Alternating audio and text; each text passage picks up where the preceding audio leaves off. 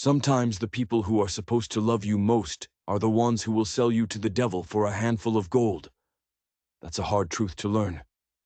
For 17-year-old Sarah May, that truth came on a cold Montana night when her own family threw her out with nothing but the clothes on her back. Her crime: she refused to marry the monster her father had chosen for her, a man with dead eyes and blood on his hands.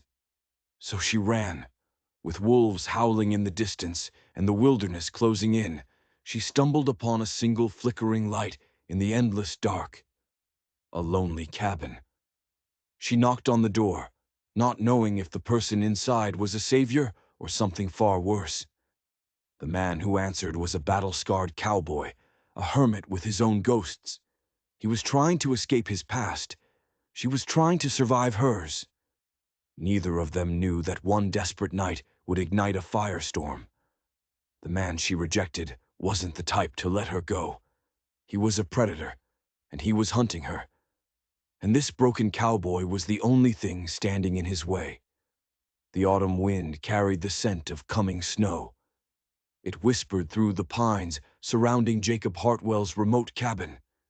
He stood at his window, a coffee cup warming his weathered hands, watching the sun sink behind the mountains like a dying ember. 43 years old. And most days, he felt every single one of them, deep in his bones.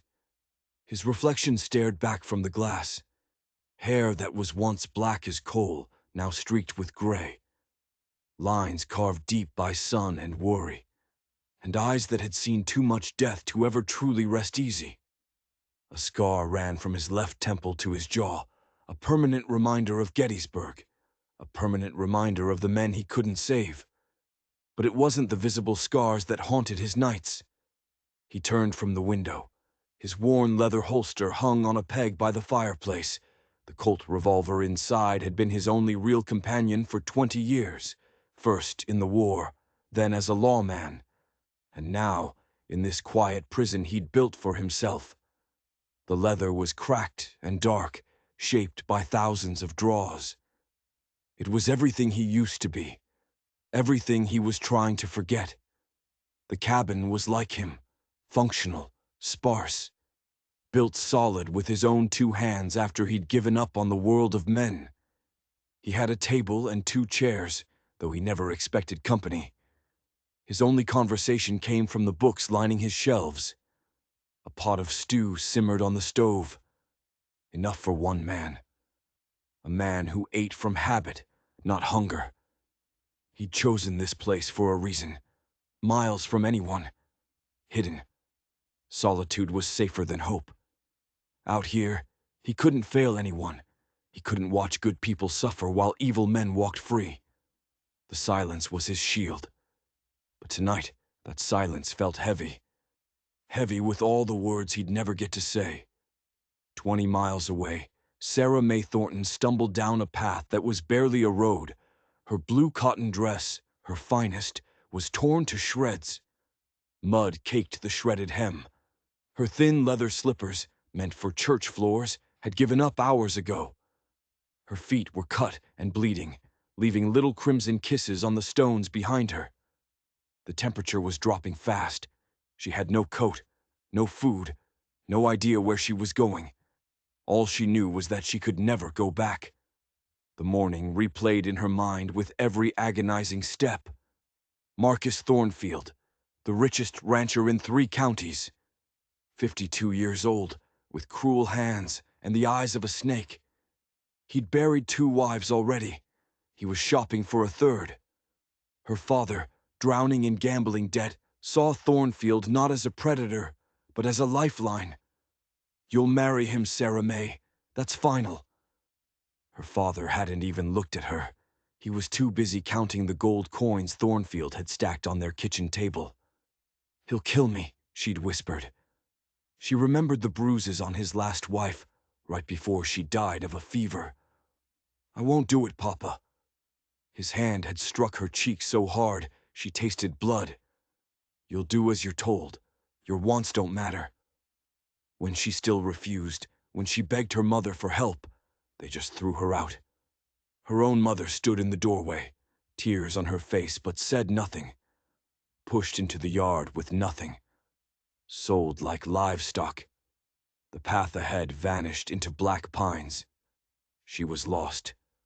Wolves howled, closer this time. The sound turned her blood to ice. Her legs trembled with cold and exhaustion.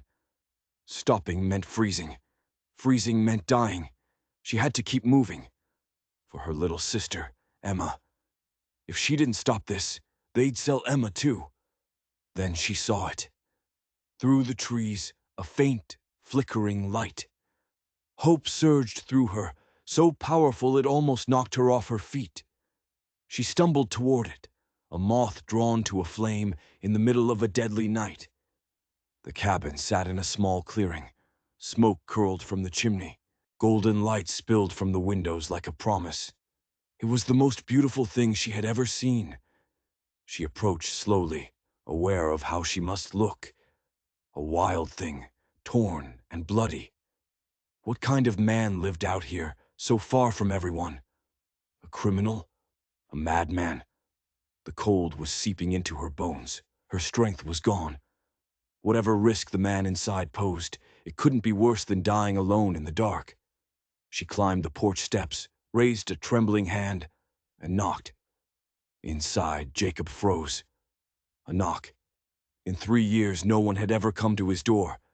This wasn't an accident. The trail was too well hidden. His hand went to his hip, but the gun was by the fire. Every instinct screamed at him. Danger. He considered ignoring it. Let them think the cabin was empty. But the knock, it was soft, uncertain, desperate. He heard shallow breathing on the other side, like someone trying not to cry. Against his better judgment, he lifted the wooden bar and pulled the door open. The sight that greeted him shattered his caution. A young woman, barely a girl, stood shivering on his porch. Her dress was ruined, her feet bare and bloody. Her face was pale with exhaustion and fear. But it was her eyes that hit him.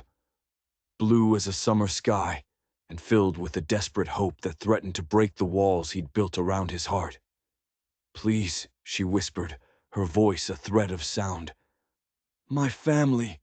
They kicked me out. Can I please just sleep here tonight, sir?" Jacob stared at her, his mind at war. A lifetime of caution against the sight of someone in desperate need. Every instinct screamed at him to shut the door, to protect his solitude. But looking at her torn dress and bleeding feet, he couldn't turn her away. "You're hurt," he said, his voice rough from months of silence. She nodded, not trusting herself to speak. The adrenaline was gone, leaving only bone-deep exhaustion and a pain that radiated from every inch of her body. Jacob scanned the darkness behind her. He saw nothing. No one. He stepped aside. "Come in. You're about to freeze to death." Relief washed over her so suddenly her knees buckled. She stumbled across the threshold into the warmth. It felt like salvation. The cabin was simple but clean, filled with the scent of wood smoke and coffee. A fire crackled in the hearth, and she moved toward it like a plant to the sun. Jacob barred the door and turned to study her. In the lamplight, she looked even younger. 17, maybe 18. Her dark hair was tangled, her cheeks streaked with dirt. But beneath it all, he could see she wasn't accustomed to hardship. Her hands were soft. This was new to her. All of it. "Sit down before you fall down," he said, gesturing to a chair. She sank into it gratefully. The warmth from the fire sent painful tingling through her frozen limbs. Jacob poured water into a basin and grabbed a clean cloth. He saw her staring at a small, blood-soaked handkerchief embroidered with her initials. "Let me see those feet," he said, setting the bowl on the floor. She hesitated. A young, unmarried woman, alone with a stranger. It was scandalous, but survival was more important than propriety. She lifted her foot, wincing as she saw the damage clearly for the first time. It was a mess of cuts, scrapes and thorns, all caked with dirt and dried blood. Jacob knelt and took her foot in his hands. His touch was surprisingly gentle for such a large, rough-looking man. He worked in silence, his steady hands cleaning the wounds with practiced precision. He had done this before, many times. "What's your name?" he asked, his voice quiet. "Sarah May," she whispered. "Sarah May Thornton." His hands stilled for a second. Thornton. He knew the name. A big ranch about 20 miles southeast. Old money. What was their daughter doing out here, running for her life? "I'm Jacob," he said, resuming his work. "Jacob Hartwell." He didn't ask what happened. People told their stories when they were ready. Pushing only made them lock the doors tighter. He cleaned and bandaged her feet with strips of clean cloth. "Thank you," she said softly. "I don't know what I would have done." Jacob carried the bloody water outside, needing a moment. When he returned, she was staring into the fire, her eyes filled with a pain that had nothing to do with her feet. "Are you hungry?" he asked. She nodded. He ladled stew into a bowl and set it before her with a chunk of bread. She ate, slowly at first, then with a desperate hunger. He poured himself a coffee and sat across from her. "You're running from something," he finally said. Her spoon paused. She looked at him, weighing how much to trust this stranger who had shown her nothing but kindness. "My family," she said at last. "They wanted me to marry a terrible man. When I refused, they threw me out." Jacob's jaw tightened. This wasn't just a simple disagreement. There had to be money involved. Big money. This man, he's dangerous? Her hand trembled. "Marcus Thornfield. He's rich and powerful. His last 2 wives, they died. Mysteriously. I think he killed them." The name hit Jacob like a punch to the gut. Marcus Thornfield. He owned the territory. He had politicians in his pocket. Jacob had heard the rumors. The man was ruthless. He didn't take no for an answer. If Sarah May had refused him, Thornfield wouldn't just let her go. "Does he know where you are?" Jacob asked. "I don't think so. I just ran. But he won't give up. He's not the kind of man who accepts defeat." Jacob stood and walked to the window, peering into the blackness. His mind was racing. Thornfield had men. Trackers. This cabin wouldn't stay hidden for long. "You can't go back," Jacob said, more to himself than to her. "I know," her voice was a whisper. "But I don't have anywhere else to go. My own family sold me." The pain in her voice stirred something he thought was long dead.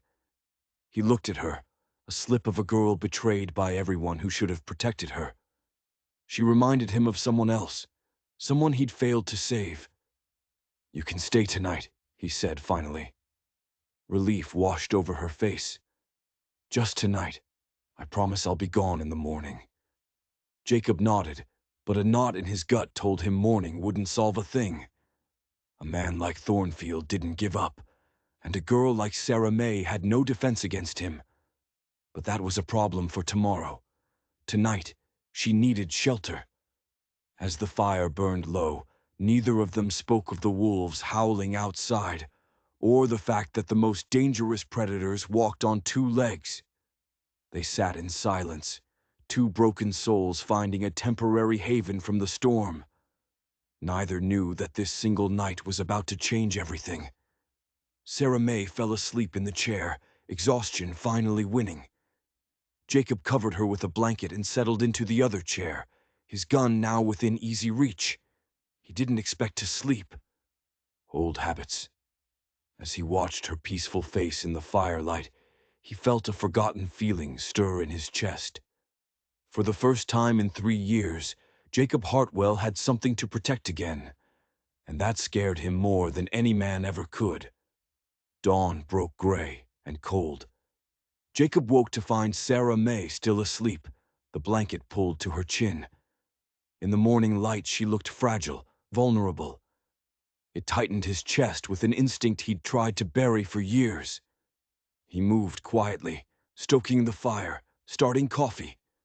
The smart thing to do was send her on her way, give her supplies, point her toward the nearest town.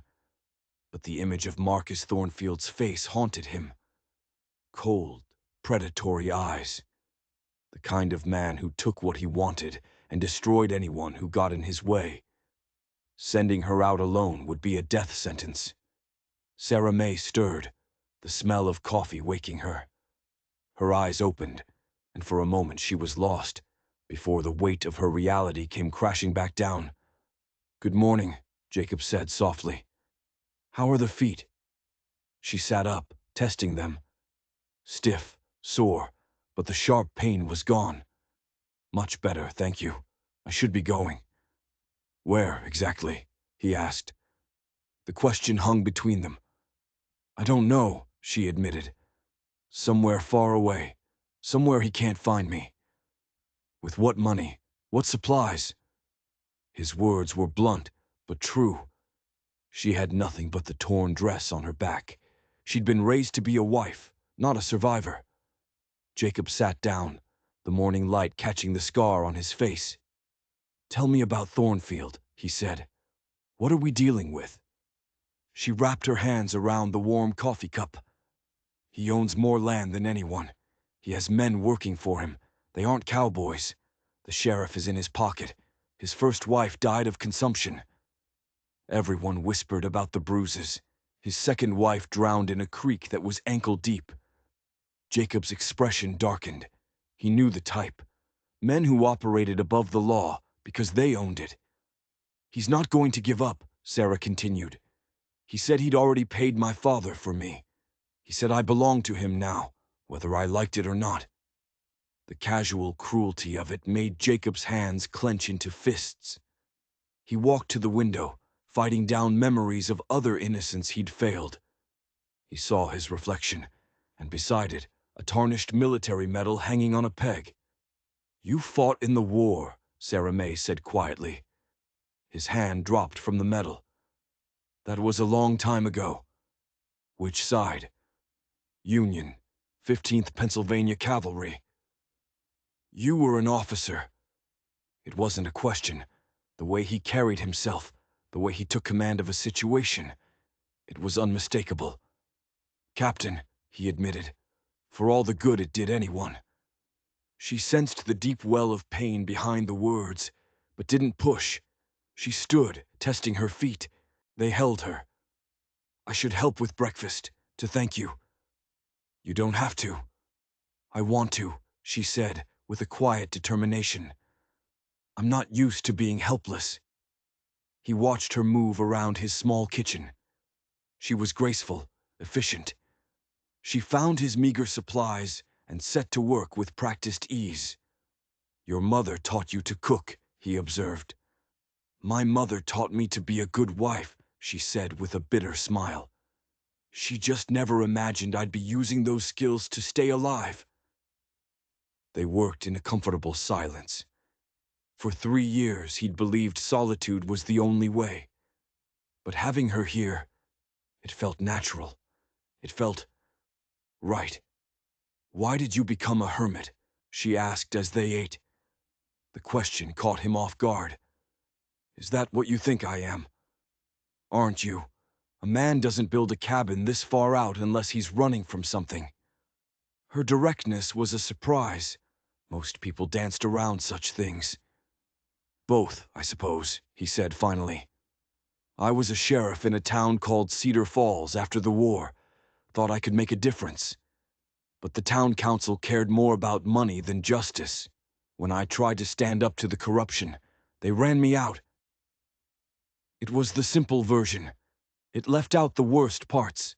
The night riders, the fires, the innocent people who died while he fought a battle he couldn't win.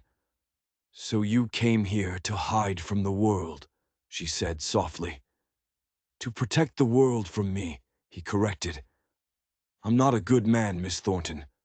The things I've done, you'd be better off taking your chances in the wilderness." She studied his face, the guilt etched into every line. "What happened?" He stood abruptly. The question hit too close to home. "We should talk about your plans. I can give you supplies, point you toward Billings." "You saved my life," she said, not letting him change the subject. "A bad man wouldn't have done that. A good man would have done it without hesitating. I stood in that doorway for a full minute, deciding whether to help you. But you did help me. That's what matters." He turned away from her earnest gaze, from an absolution he didn't deserve. He'd spent years building walls around his heart. She was tearing them down brick by brick, and it was terrifying. "Thornfield will come looking for you," he said, forcing the conversation back to practical matters. "Maybe not today, but soon. You can't outrun him forever." "I know," she said, her voice steady. "But I'd rather die free than live as his prisoner." Her courage struck him like a physical blow. A young woman who had lost everything, yet she chose defiance. She reminded him of someone else, someone he'd failed. "One more night," he said suddenly.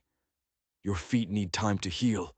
It's not safe to travel when you can barely walk." "After that, I'll be gone," she finished. "I promise." He nodded, telling himself it was the practical choice. But as he watched her clear the breakfast dishes, he knew he was making a mistake. Not in letting her stay, but in ever planning to let her go. The second day passed in an easy rhythm. Sarah May insisted on earning her keep, feeding his chickens, mending his shirts with neat, precise stitches. Her presence filled the cabin with a warmth that had nothing to do with the fire. By evening, they were talking like old friends. He told her about his childhood in Pennsylvania, his reasons for coming west. She told him about her love for books, her dreams of seeing the ocean, her little sister, Emma. "What will happen to Emma?" Jacob asked as they sat by the fire. Sarah May's hand went to the small locket at her throat. "She's only 14. I pray they'll wait a few years before they try to sell her too. But my father's debts are still there." He could hear the guilt in her voice, the burden of a sister she could no longer protect. He knew that feeling all too well. "You can't fix other people's choices," he said quietly. "But she's my sister. I should be there." "And do what? Let Thornfield destroy you both? Sometimes the best protection is just to survive." The words came out harsher than he intended, colored by his own past. Her perceptive eyes saw through his attempt at comfort. "Who did you fail to protect?" she asked softly. He'd walked right into it. But something in her gentle voice made him want to tell her a story he'd never told another living soul. "Her name was Mary," he said. "She was a school teacher in Cedar Falls, 23 years old. She believed she could civilize the frontier with books." He smiled at the memory. She had red hair and a temper to match.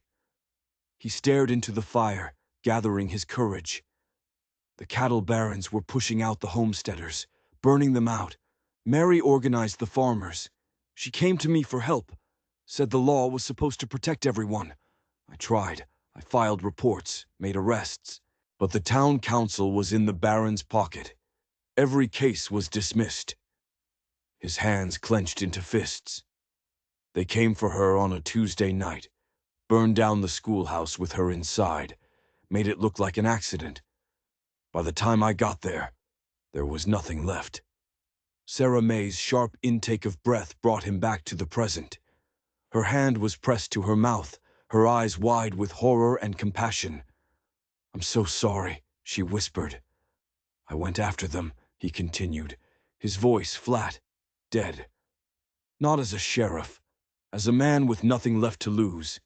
I found the night riders 2 days later, all 7 of them."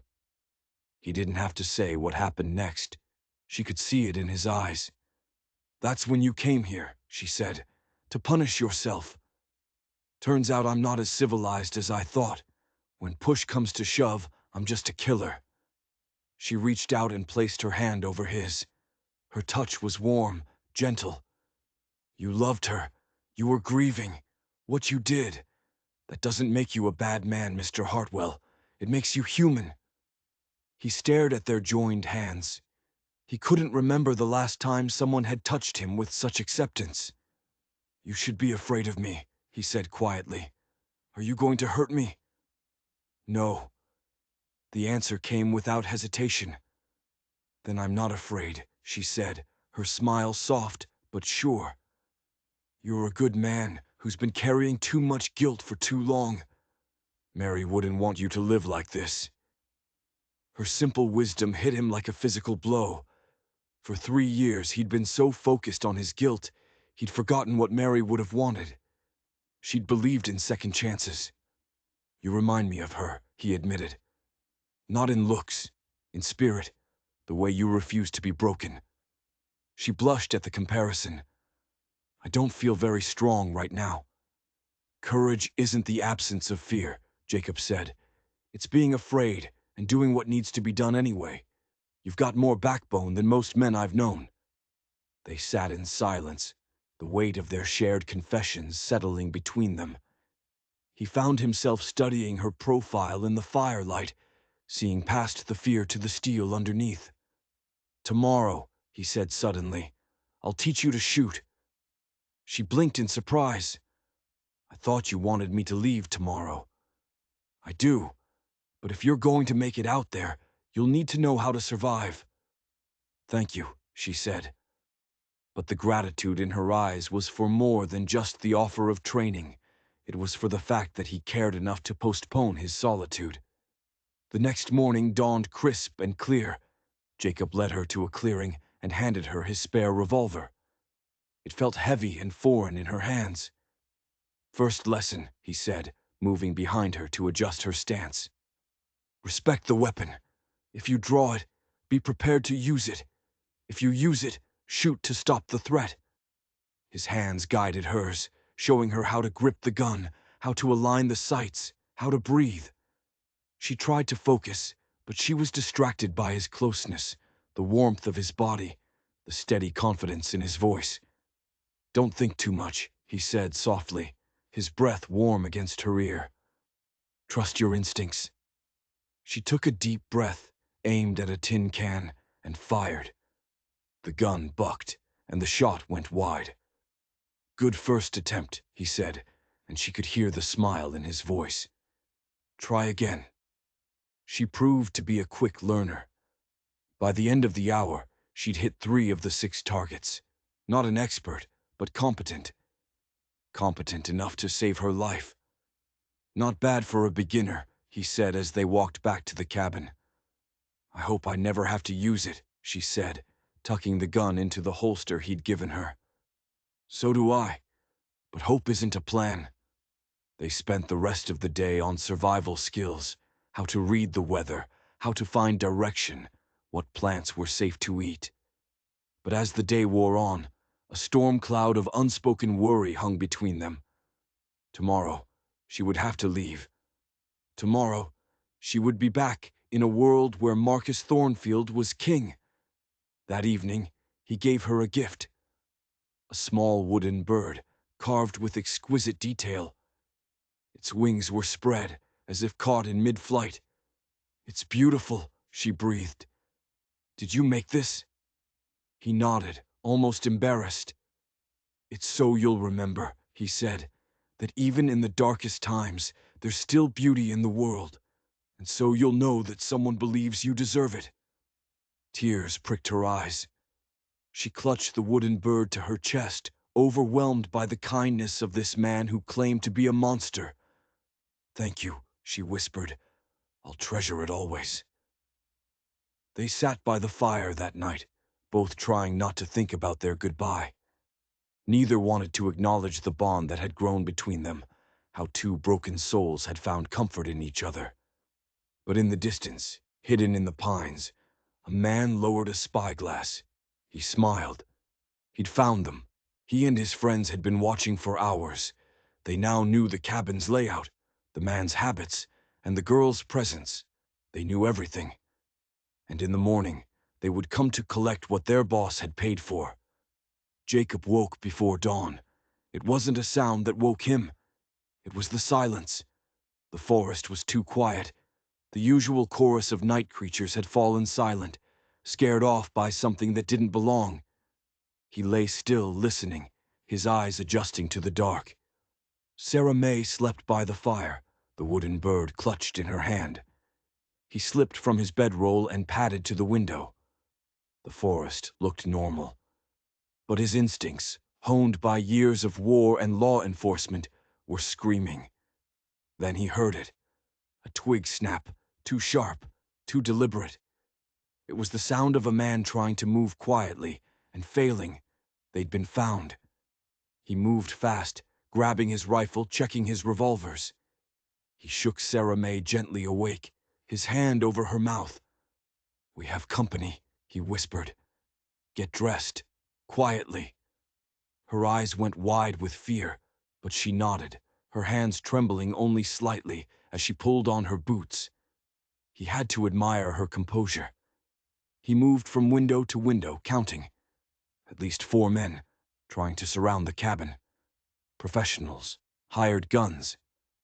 Thornfield had spared no expense. "How many?" she whispered.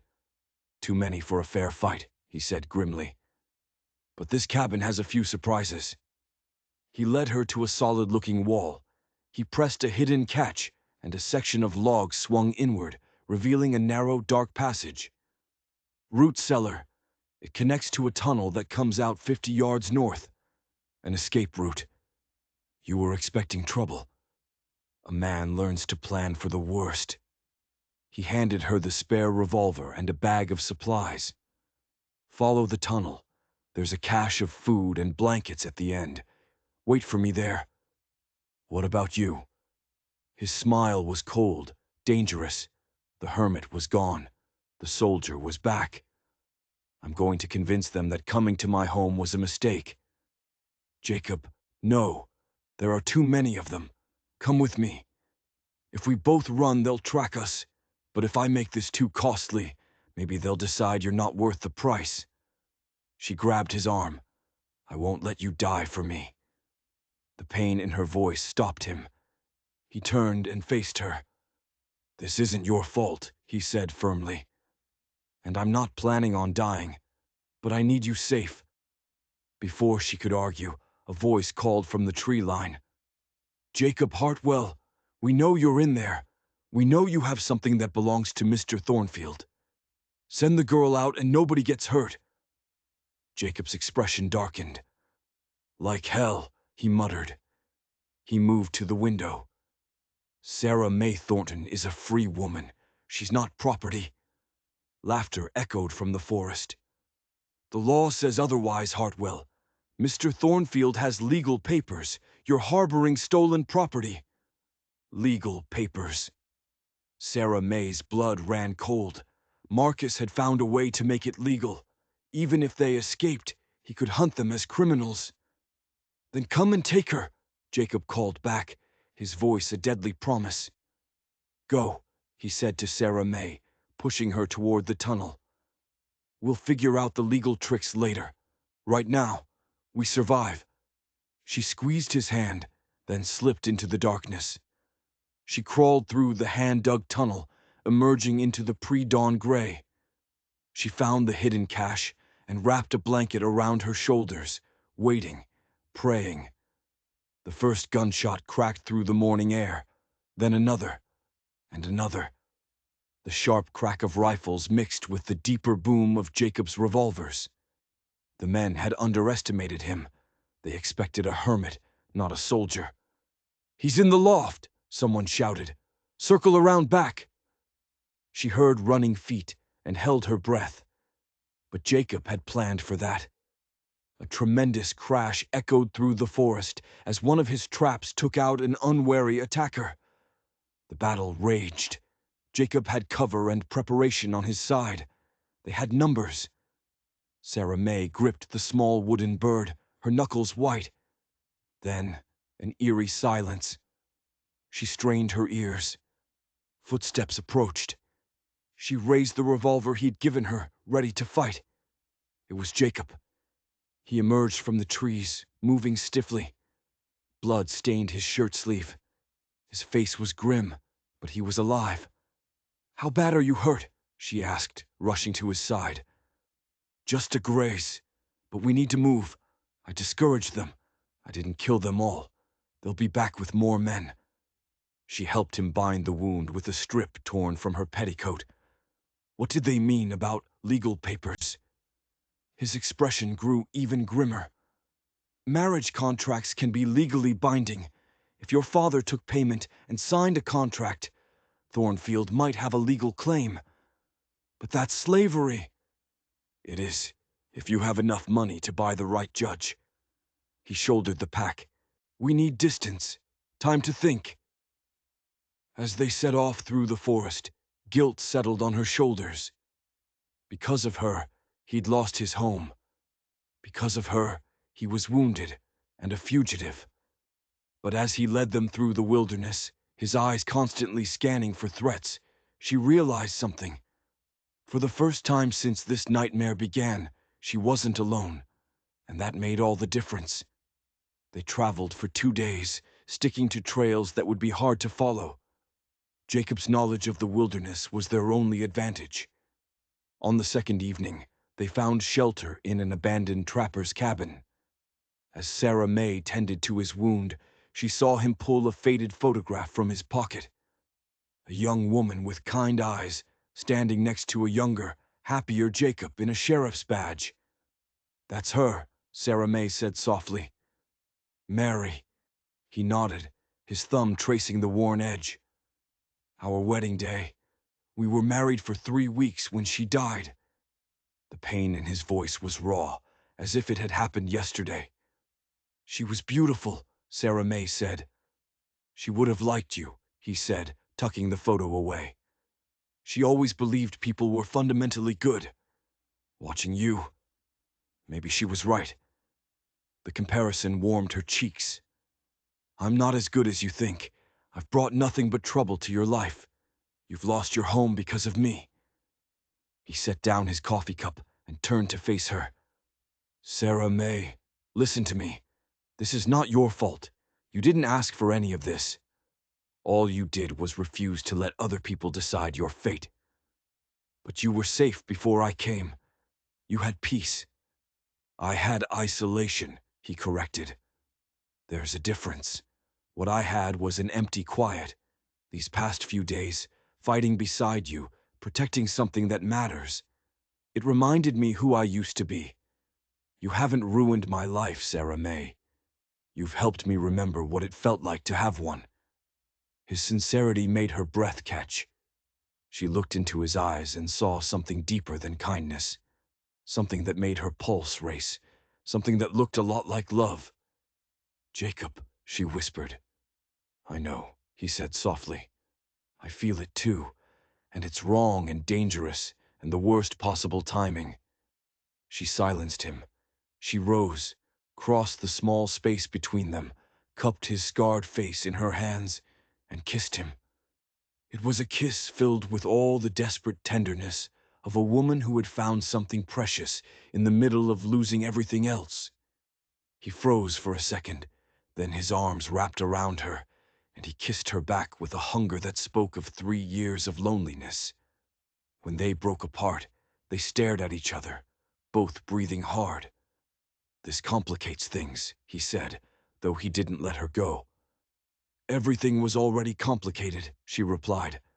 "At least now we have something worth fighting for."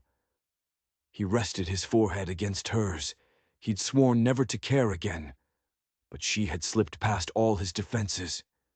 "If we do this," he said quietly, "there's no going back. I won't be able to walk away, and that means I'll fight anyone who threatens you until one of us is dead. Are you prepared for that?" She thought about it. Everything had taught her to be cautious. But sitting here with this broken man who had risked everything for her, caution felt like a luxury.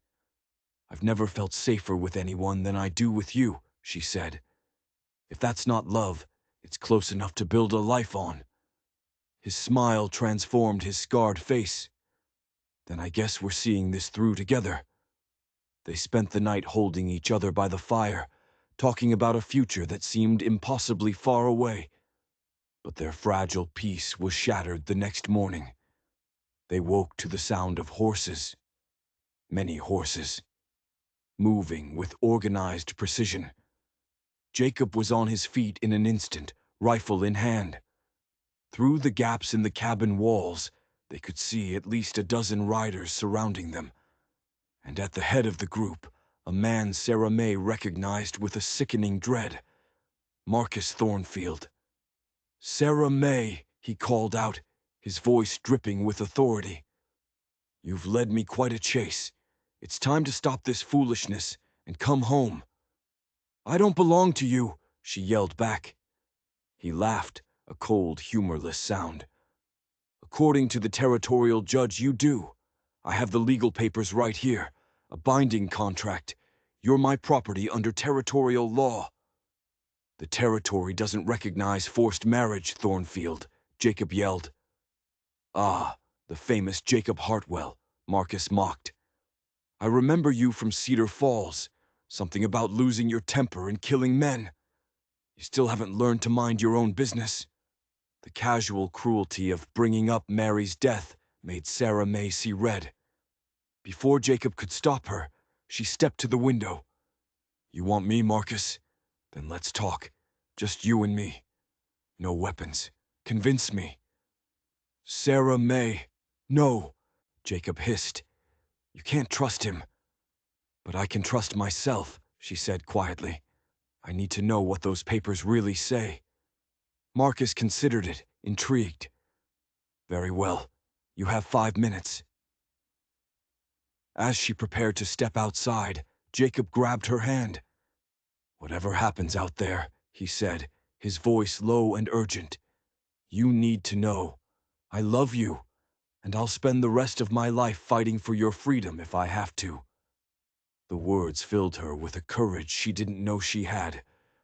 Armed with that knowledge, Sarah May Thornton stepped outside to face the man who claimed to own her. Marcus Thornfield sat on his horse with the arrogance of a king. Up close, the cruelty in his eyes was even more apparent. He was a predator in a gentleman's suit. "You look well, my dear," he said, his gaze raking over her torn dress. "A bit rough, nothing that can't be corrected." "I'm not your dear," she said, her voice steady. He held up a folded document with an official seal. "This says otherwise. Your father was quite reasonable once we discussed the full extent of his debts." "What debts?" His smile was a razor's edge. "Oh, my dear girl, your father wasn't just gambling. He was forging documents to secure loans. He was facing prison for fraud. He had a choice, prison or you." The words were like punches to her gut. Her father wasn't just weak, he was a criminal, and she was the price of his freedom. "Even so, you can't force a marriage," she said, her conviction wavering. He laughed. "Can't I? The contract is specific. I assume all your father's debts and legal liabilities. In return, I receive your hand in marriage. If you fail to honor the contract, your family's land is foreclosed on. Your parents go to prison. And your little sister, Emma, she becomes my indentured servant to work off the debt." The trap was perfect. It was diabolical. By refusing, she wasn't just saving herself. She was condemning her entire family, including her innocent younger sister, to ruin. "You see," he continued, savoring her despair, "this isn't about what you want. It's about what you owe." Inside, Jacob listened, his rage growing. He'd seen contracts like this before, legal traps designed to look legitimate. But Thornfield was too confident, too eager to gloat. Predators who gloated always had something to hide. "Show me the contract," Sarah May demanded, her voice ringing with newfound strength. Marcus raised an eyebrow. "If it's as binding as you claim, you shouldn't have a problem with me reading it." He hesitated, just for a second. But she saw it, a flicker of uncertainty. "The terms are quite technical," he said smoothly. "I can read," she interrupted. "Show me the paper that says you can own another human being." His civilized mask slipped. You forget yourself, girl. Wives are property. Let her see the contract, Thornfield. Jacob emerged from the cabin, his rifle held loosely, but ready. His scarred face was a mask of cold fury. This doesn't concern you, Hartwell. Anything that concerns Sarah May concerns me. Marcus looked between them, a malicious amusement in his eyes. Ah, I see. The lonely hermit has found a woman. What can you offer her, Hartwell? A life on the run. At least I can offer security. You can offer slavery, Jacob replied flatly. Same as you gave your last 2 wives before you killed them. The accusation hung in the air like gunpowder. Those are serious accusations, Hartwell. And you're not denying them. Sarah May saw what Jacob was doing. He was probing for a weakness, and Thornfield, for all his bluster, was refusing to show the papers. The contract, she said again, her voice like a blade. Show it to me now, or admit you're a kidnapper hiding behind a lie. The challenge cornered him. With a sneer, he withdrew the document, holding it up for her to see, but not to touch. Satisfied? She stepped closer, squinting to read the text in the morning light. Her blood ran cold, but not for the reason he expected. The contract was real. The signatures were real. It all looked legally binding. But as her eyes scanned the clauses, she saw it. The one tiny detail he had overlooked, the one flaw in his perfect trap. Her heart began to race with a wild, desperate hope. This contract, she said slowly, pointing to a line of text, names Sarah May Thornton as the bride. Of course it does, Marcus said impatiently. You are Sarah May Thornton. A slow smile spread across her face. Actually, she said, her voice growing stronger with every word, I'm not anymore. Marcus frowned, confused. But Jacob, watching from the cabin doorway, understood instantly. A genuine grin broke across his scarred face. Explain yourself, Marcus demanded. Sarah May turned and looked directly at Jacob, her eyes shining with love and defiance. Jacob Hartwell, will you marry me? Yes, Jacob replied without a moment's hesitation. Right here, right now, in front of all these witnesses. The color drained from Marcus's face as he understood. You can't. That's not legal. Common law marriage is recognized throughout the territory, Jacob said, his voice booming with the authority of a former lawman. All it requires is mutual consent, declared in front of witnesses. I, Sarah May Thornton, take you, Jacob Hartwell, as my lawful husband, she declared, her voice ringing across the clearing. And I, Jacob Hartwell, take you, Sarah May, as my lawful wife, Jacob responded, stepping forward to take her hands. The simple ceremony was over in less than a minute, but its legal power was immense. As Sarah May Hartwell, she was no longer bound by a contract that named Sarah May Thornton. The marriage transferred all legal obligations to her husband's protection. It nullified Thornfield's claim. His perfect trap had crumbled to dust. You scheming little, Marcus began, his face purple with rage. Careful, Jacob warned, his hand moving to his gun. You're talking about my wife. Marcus looked at his men, calculating. But his hired guns looked uneasy. Kidnapping a runaway was one thing. Attacking a lawfully married couple in front of a dozen witnesses was another. This isn't over, Marcus snarled. I've invested too much to let some hermit steal what's mine. Nothing here is yours, Sarah May replied firmly, and it never was. He wheeled his horse around, furious but defeated. Enjoy your happiness, he called back over his shoulder. But I own half the judges in this territory, and I have a long memory. This marriage won't protect you forever. As he and his men disappeared, Sarah May sagged against Jacob. The immediate danger was gone, but his parting threat was a promise. Are we really married? She asked softly. He wrapped his arms around her. As married as anyone can be, are you having second thoughts about tying yourself to a broken-down hermit? She looked up at him. I can't think of anyone I'd rather face the future with, but Jacob, my family, Emma. If he can't have me, he'll take his anger out on them. His expression grew thoughtful. We need to get to town, find out what's really going on. If your father was set up, there might be a way to help. He smiled, a grim, determined smile. And if not, we'll find another way. I didn't save you from one monster just to abandon your family to another. As they gathered their few belongings, Sarah May felt a surge of hope. She was no longer a victim. She was no longer alone. But as they set off toward town, neither of them saw the lone rider who had detached from Thornfield's group. He followed them at a distance, his orders clear. Marcus Thornfield had lost the legal battle, but the war was far from over, and the next battle would be fought with bullets, not words. The town of Cedar Creek was a dusty collection of weathered buildings. Jacob and Sarah May approached it with caution. Thornfield's influence was like a poison that had seeped into everything. Every lawman, every judge was a potential enemy. They went to the trading post of an old friend, a grizzled mountain man named Pete Kowalski. Pete had fought with Jacob in the war. He was one of the few men in the territory who didn't fear Marcus Thornfield. "Jacob Hartwell, you old buzzard," Pete called out. "Heard you'd become a hermit. What brings you back to civilization?" "Trouble, Pete. The kind that follows a man."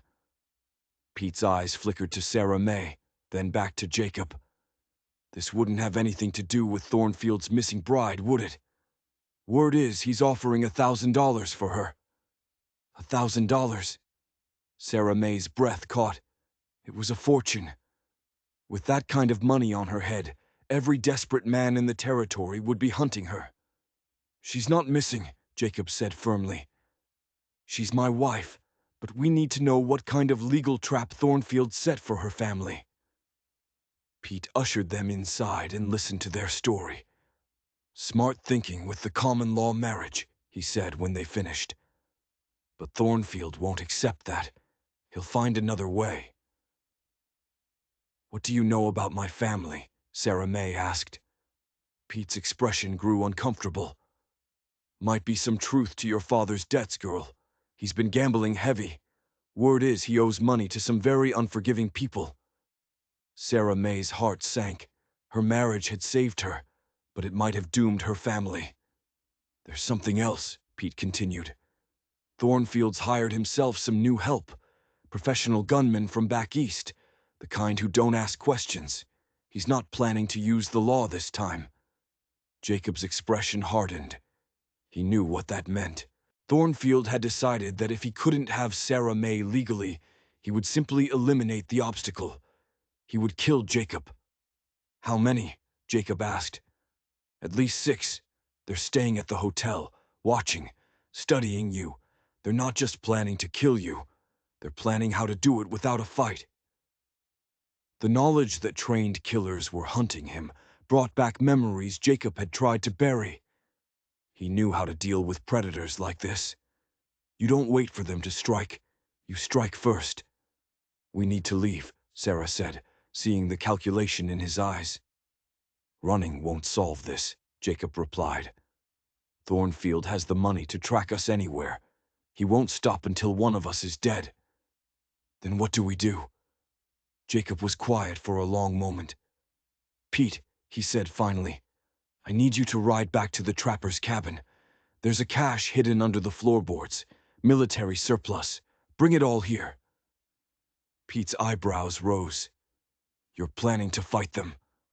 "I'm planning to end this." He turned to Sarah May, his expression grave. "But you need to understand what that means. If I do this, I'll be the same man I was in Cedar Falls. The man who solved problems with violence. Are you prepared to be married to a killer?" She looked into his eyes, saw the pain the question caused him. "I'm prepared to be married to a man who protects the people he loves," she said firmly. If violence is the only language Thornfield understands, then it's time someone spoke to him in terms he can't ignore. A cold fire lit in Jacob's eyes. For the first time since Mary's death, he had something to fight for that was still alive. Something he could still save. It won't be easy, he warned. They're professionals. This won't be a fair fight. It's going to be war. Then we'd better make sure we win, she replied. While they waited for Pete, they planned. The professionals would expect him to run or to wait for their attack. They wouldn't expect him to bring the fight to them. There's something else, Sarah May said, as they cleaned the weapons Jacob carried. When I read the contract, the debt amounts seemed wrong, much larger than my father's gambling losses. I think Marcus orchestrated the whole thing. He drove my father into debt just to get to me. The implication was staggering. This wasn't just wounded pride. It was a long, calculated scheme that made Thornfield even more dangerous.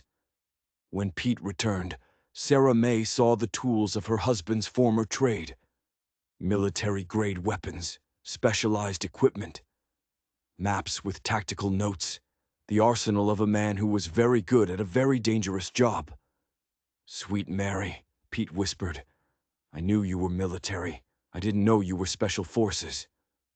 "Special reconnaissance," Jacob corrected. "We did things other units couldn't. It's not something I'm proud of, but it's something I'm good at." Sarah May watched him, saw the gentle hermit disappear, replaced by a focused, lethal warrior. It should have frightened her. Instead, she felt a fierce surge of protectiveness. This was the man she had married. All of him. "What do you need me to do?" she asked. "Nothing. You're staying here with Pete where it's safe." "Like hell I am," she said, her voice like steel. "This is my fight as much as yours. We're partners. If you're going to war, we're going together." He studied her determined face and knew arguing was pointless. "All right," he said finally. "But you do this my way. No mistakes. These men don't give second chances." As they prepared for the final confrontation, they both knew they were crossing a line. There might be no coming back. But when faced with an evil that wouldn't listen to reason, sometimes the only choice is to meet it with overwhelming force. Tomorrow, they would find out if love and determination could triumph over money and brutality. Tonight, they held each other close. Dawn broke gray and cold. Jacob and Sarah May were already in position, watching the hotel where the killers were staying.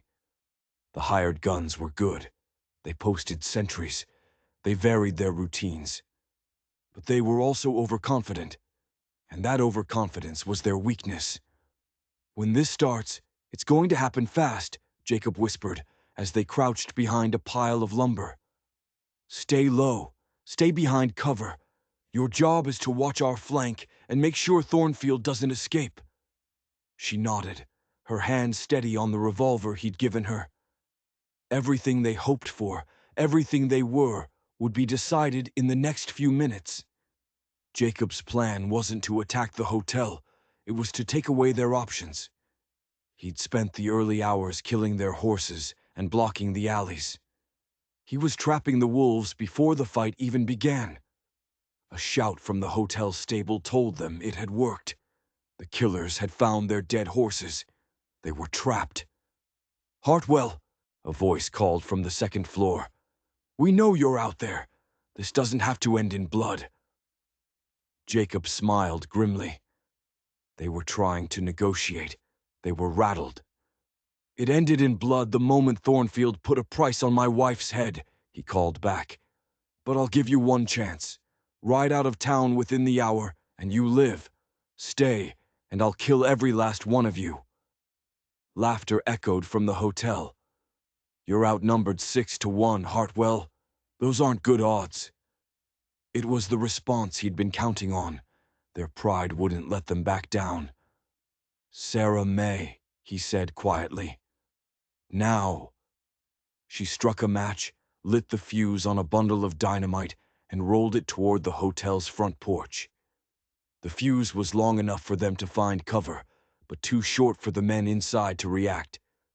The explosion tore the morning apart. The porch collapsed in a cloud of dust and splintered wood. Screams from inside told them it had found its mark. Jacob was moving before the dust settled. He sprinted toward the building, his rifle up. A figure appeared in a broken window. Jacob's shot was clean. The man fell back into the darkness. One down. Sarah May was right behind him, scanning for threats. She saw movement in the alley. 2 men trying to flank them. "Jacob! Alley!" Her shout gave him time to dive for cover as bullets chewed the air where he'd been standing. The battle descended into chaos. The surviving killers were professionals, but they were disorganized, fighting from a compromised position. Jacob kept them off balance, never giving them a chance to regroup. A window on the 2nd floor shattered as a man tried to escape. He hit the ground hard, but rolled to his feet, gun up. Sarah May's shot caught him in the shoulder, spinning him around. It bought Jacob the second he needed to put him down for good. "Good shooting," Jacob yelled. "Don't sound so surprised," she yelled back, her voice shaking with adrenaline. Wood splintered inside the hotel. They were trying to break through the back wall. But Jacob had anticipated that. He'd placed more dynamite. He was funneling them into a trap. Suddenly, Thornfield's voice cut through the chaos. "Enough. I want to parley." A cold smile crossed Jacob's face. Marcus had realized his hired protection was failing. "Come out with your hands empty and visible," Jacob shouted. "Any tricks, and I bring the rest of this building down on your head." A moment passed. Then Marcus Thornfield emerged, his hands raised, his face pale with fear and rage. 2 of his wounded men followed, their weapons on the ground. They were surrendering. But Jacob had learned long ago to watch for deception. As Marcus stepped into the open, Jacob saw it. A glint of metal in the man's sleeve. A hidden derringer. "Gun!" Sarah May screamed, seeing it at the same time. Jacob dove as Marcus brought the small pistol up. The gun cracked, the bullet whizzing past Jacob's ear. The treachery ended any chance of a peaceful resolution. Jacob's rifle spoke once. The heavy bullet hit Marcus Thornfield's center mass, dropping him to the dusty street. The man who had terrorized half the territory lay still. His reign was over. The 2 surviving gunmen looked at their dead employer, then at Jacob's rifle, and wisely raised their hands higher. "It's over," Jacob said, his rifle still trained on the men. But as the townspeople began to emerge from their hiding places, they both knew it wasn't. This battle was won. But the war for their future was just beginning. Killing a man like Marcus Thornfield would have consequences. The aftermath was an eerie quiet. The town sheriff, Tom Bradley, emerged from his office. He was an honest man in a territory where honesty was a liability.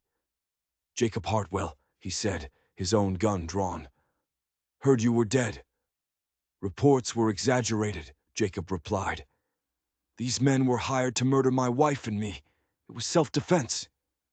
Bradley looked at Sarah May. "This the Thornton girl?" "Sarah May Hartwell," Jacob corrected. "My wife." The sheriff's eyebrows rose. "Is that true, ma'am?" he asked her directly. "Yes, Sheriff," she said, her voice steady. "I married Jacob to escape a forced marriage to a man who'd already killed 2 wives." Bradley holstered his gun. "You realize this is going to bring a world of trouble. Thornfield had powerful friends." "Let them come," Jacob said. "We have the truth on our side." As if to prove his point, one of the wounded gunmen spoke up. "It's true, Sheriff. Thornfield hired us to kill Hartwell, said to make it look like an accident." The confession was an unexpected gift, but Sarah May wasn't done. She knelt beside Thornfield's body and began searching his pockets. "What are you looking for?" Jacob asked. "The proof," she said. She found a leather portfolio. Inside were letters, documents, a complete record of his crimes. "Jacob, look," she said, holding up a letter. "He was coordinating with gambling houses. He manufactured my father's debt. He planned this whole thing from the start." The documents laid the entire conspiracy bare. "This is enough to clear you," Sheriff Bradley said. "But Thornfield's friends won't care about evidence." Just then, a group of well-dressed men on expensive horses rode into town. A portly man with a territorial marshal's badge pinned to his coat led them. Thornfield's allies had arrived. "Jacob Hartwell," the marshal called out. "You're under arrest for the murder of Marcus Thornfield." "On whose authority?" Sheriff Bradley demanded. "Federal authority," the marshal said, producing a warrant. But before he could advance, Sarah May stepped forward, holding the portfolio of documents. "Actually," she said, her voice ringing with clarity, "I think everyone here should see what kind of man Marcus Thornfield really was." She began to read the letters aloud. She told the crowd everything: the conspiracy, the forged debts, the threat to her family, the hired killers. As she spoke, the crowd's murmurs grew into angry shouts. When she finished, she held up the fraudulent marriage contract and tore it in half. "This is what I think of his legal claims," she declared. "And this is what I think of any man who would arrest my husband for defending us." The townspeople of Cedar Creek surged forward, standing with Jacob and Sarah May. They were no longer afraid. The territorial marshal looked at the hostile faces and recalculated. His authority meant nothing against a town united for justice. "This isn't over," he snarled. "Yes, it is," Jacob replied firmly. "Marcus Thornfield is dead. His conspiracy is exposed. Justice has been served." Defeated, the marshal and his men rode out of town. Jacob and Sarah May stood together in the morning sun, surrounded by neighbors who had chosen right over might. The threat was over, and for the first time, they faced the future not as fugitives, but as heroes. 6 months later, Sarah May stood in the doorway of their new cabin. It was larger than Jacob's old one, built for a family. The sun filtered through the pines, and a nearby creek provided a peaceful soundtrack to their new life. The investigation into Thornfield's affairs had exposed a web of corruption that had shaken the territory. Several powerful men were now in prison. Sarah May's father, cleared of criminal charges in exchange for his testimony, was finally getting help for his gambling. Her sister Emma was safe and learning to read and write. The future looked bright. Jacob approached from the garden he'd planted, wiping sweat from his brow. The man who once believed he was unworthy of peace had found it. The scars were still there, but they no longer defined him. "There's something I need to tell you," Sarah May said, her hand resting on her still flat stomach. Jacob's eyes followed her gesture. Understanding dawned on his face, followed by joy, wonder, and a healthy dose of terror. "Are you certain?" "As certain as a woman can be." "A baby," he breathed. "Our baby." He swept her into his arms, spinning her around, both of them laughing. "Happy doesn't begin to cover it," he said, his voice thick with emotion. They sat together on the porch steps as evening fell, the little wooden bird he'd carved for her resting on the windowsill. "Do you ever regret it?" he asked quietly. "Choosing this?" She thought about the life of comfort and security she could have had, bought with her own freedom. "What could be better than this?" she asked. "A home built with love, a husband who sees me as a partner, a future we chose for ourselves." He smiled. "I love you, Sarah May Hartwell, more than I thought possible.